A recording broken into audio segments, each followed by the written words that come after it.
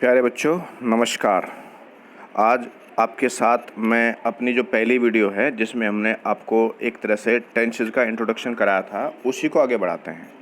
चूँकि उस वीडियो में आपने देखा कि किस प्रकार से हम लोग टेंस पढ़ सकते हैं। मैंने उसमें आपको टेंसेस के एक तरह से प्रकार बताए, टेंसेस शब्द का शाब्दिक अर्थ बताया, फॉर्म्स ऑफ टेंसेस बताया, प्रेजेंट पास्ट फ्यूचर में हम किस प्रकार से इंडेफिनिट कॉन्टिन्यूअस परफेक्ट कॉन्टिन्यूअस को जोड़ते हैं और फिर उससे किस प्रकार से टेंसेस बनाते हैं। लेकिन आज हमें आपको सिखाना है कि टेंसेस को फिर अप्लाई कैसे करते हैं। उसके लिए हमने एक यहाँ फॉर्मेशन दिया हुआ है। ये फॉर्मेशन क्या है आप समझ लीजिए इसको।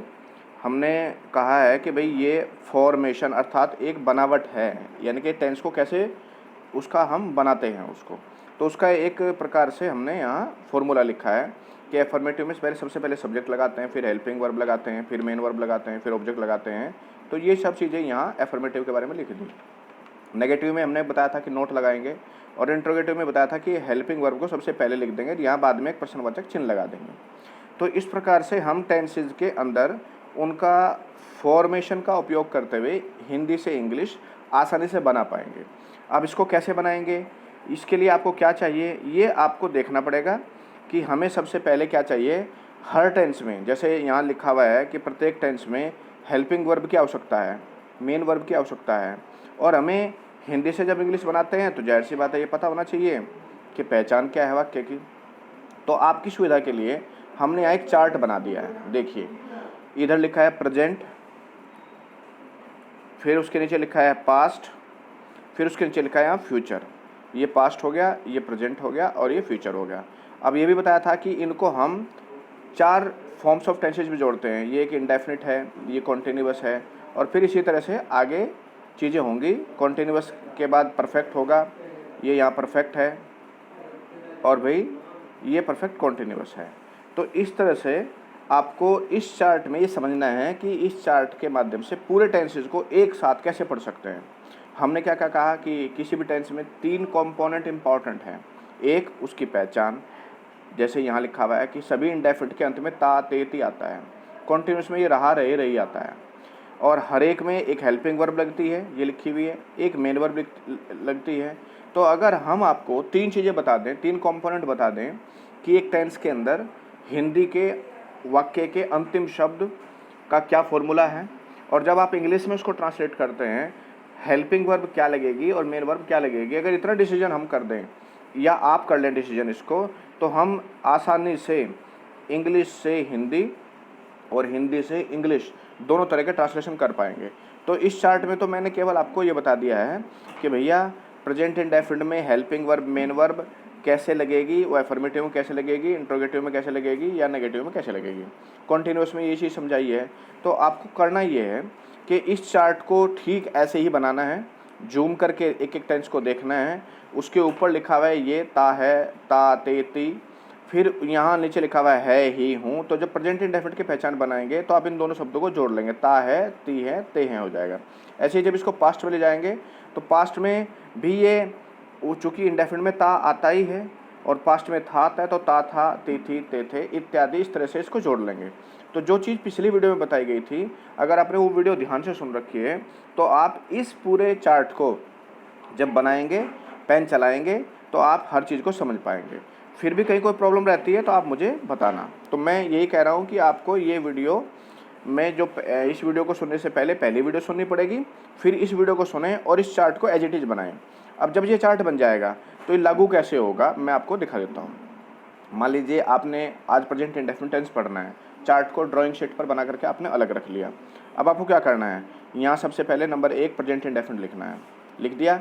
इसके नीचे इसकी पहचान को निर्माण करना है, याद नहीं करना है, सीखना है। कैसे बनी कि प्रेजेंट काय को डिनोट करता है को, इंडेफिनिट काय को डिनोट करता है ता को, तो दोनों जोड़ दिए, ता है ये जुड़ गया, फिर ती है, फिर ते हैं। वो मैंने बताया था भाई 3 शब्द क्यों लगाते हैं, क्योंकि एक वचन के लिए शब्द लगाना होता है, एक बहुवचन के लिए शब्द लगाना होता है, एक स्त्रीलिंग के लिए लगाना होता है।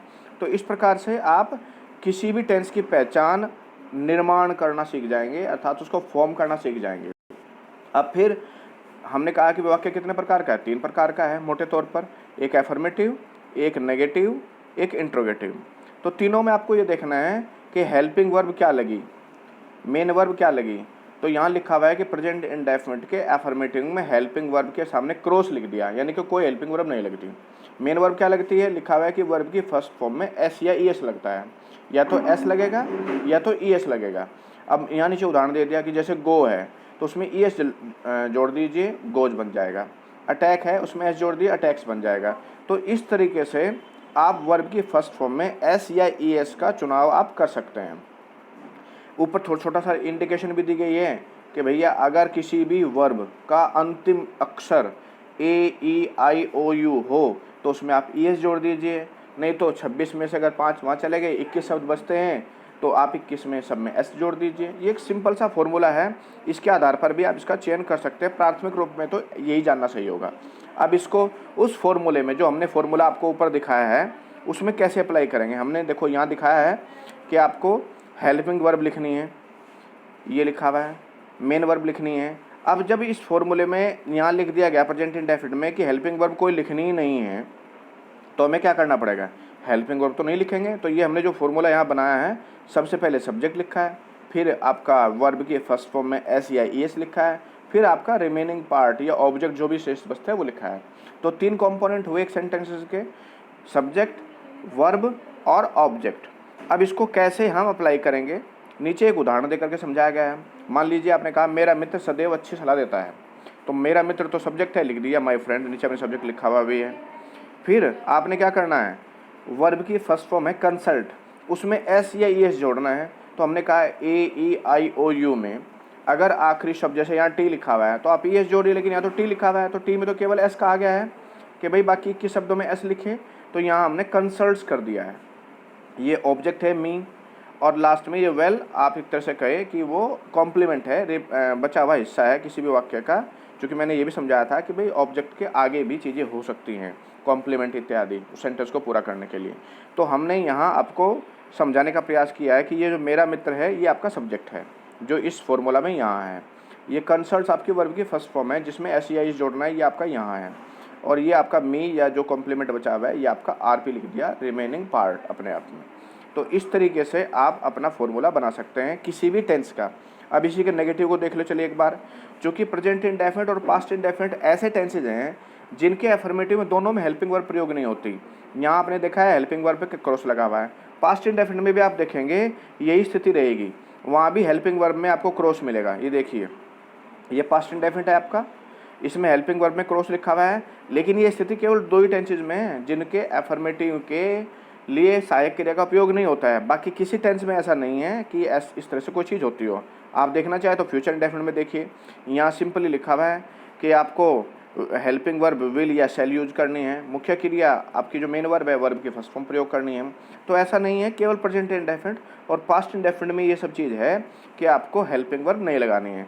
बाकी सभी 12 में से अगर 2 टेंसेज आप घटा देते हैं, प्रेजेंट इंडेफिनिट और पास्ट इंडेफिनिट, तो आप पाएंगे कि सब में एक समान सहायक क्रिया भी लगेगी, मुख्य क्रिया भी लगेगी। क्या लगेगी वो चार्ट के अंदर हमने आपको दिखाई दिया यहाँ कि भैया इस चार्ट से आप लीजिए सब चीज़ें, हेल्पिंग वर्ब किस टेंस में कौन सी लगनी है, ये सब ये चार्ट आपको बताएगा। एक एक टेंस को आप पढ़िए और उसके हिसाब से आप अंदाज़ा लगाइए। अब मान लीजिए चलते हैं हम आगे फ्यूचर इंडेफिनिट की तरफ चलते हैं। जिस फॉर्मूले के तहत आपने प्रेजेंट इंडेफिनिट बनाया, उसी फॉर्मूले के तहत आपने प्रेजेंट इंडेफिनिट के बाद पास्ट इंडेफिनिट बनाना है।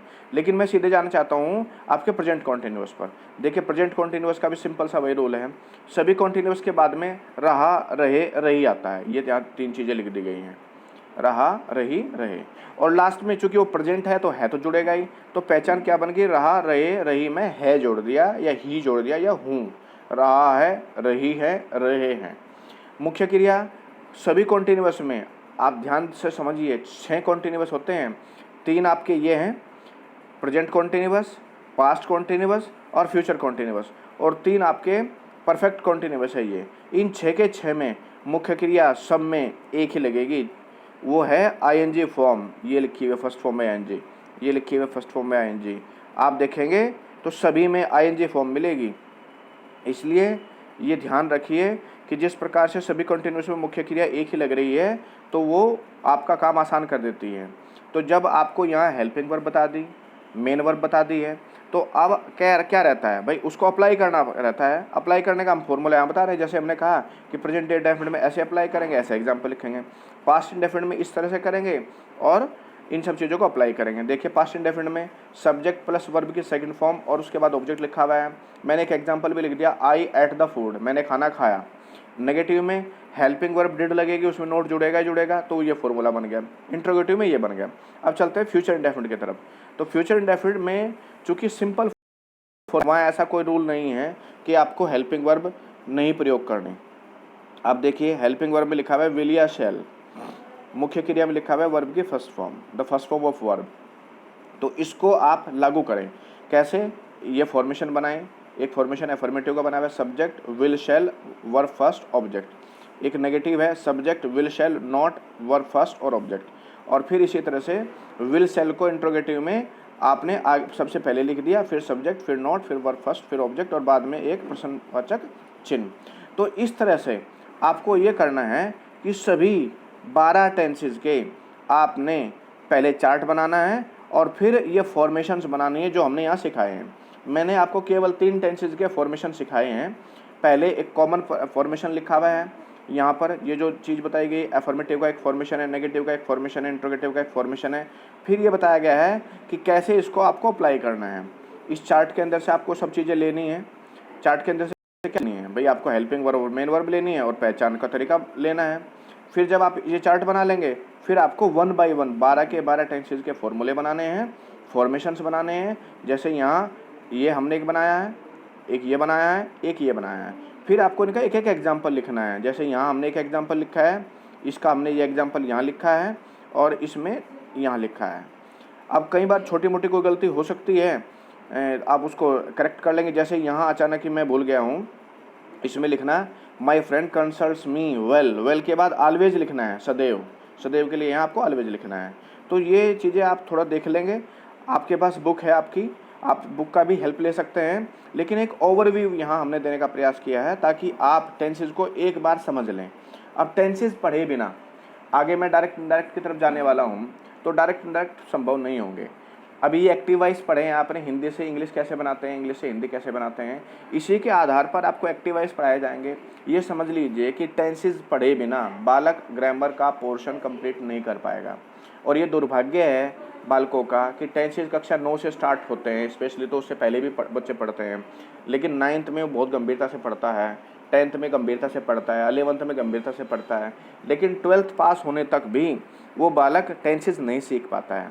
मैं उम्मीद करता हूँ कि पहली उस वीडियो से और इस वीडियो से आप टेंसेज का एक खाका अपने मन में रख पाएंगे। और फिर भी अभी मैं इस वीडियो को आपके व्हाट्सएप वर्चुअल क्लास के ग्रुप में डाल रहा हूँ। मैं इसको पहले यूट्यूब पर अपलोड करता हूँ, उस लिंक को आपके साथ शेयर करता हूँ। फिर जब आपको एक बार सुनना होगा एक बार सुने, 2 बार सुनना होगा 2 बार सुने, और उसके बाद फिर आप चीज़ों को समझने का प्रयास करें। फिर आप अपने प्रश्न रखें मेरे साथ कि सर ये हमारे प्रश्न हैं, और उन प्रश्नों को हम हल करने का प्रयास करेंगे। Thank you.